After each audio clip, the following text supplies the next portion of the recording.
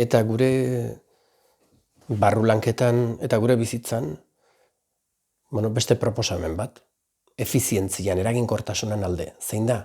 Pomodoroa.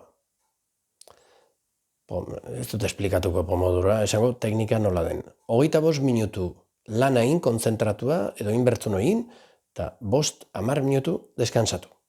Deskansatu, albaldin bada, lana eserita egin baldin bazu, deskansatu zutik, brain in, luzaketa batzuk in, kirol pixkat in, musikoak dantzatu, edo beste dantzan bat, bururatzen zaizuna, muitu. Eta alarmakin dena, 10 minutu edo 5 minutu, segun hasiera edo aurrerago zauden, pasa ondoren, alarma entzutin, berriro altzun kontzentrazioen maksimukin, beste ordu erdiko saio bat.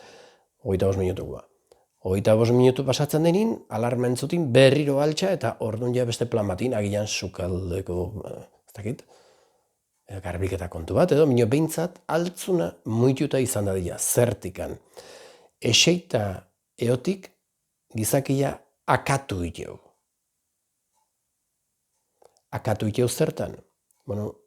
Hasteko geldik eotia gutzat ez da ona, denbo asko geldik eotia, jarraitzeko gure posizioa ez du gehiagi zaintzen, alegia bizkarra ez duguten eukitzen, behartu gabe gehiagi.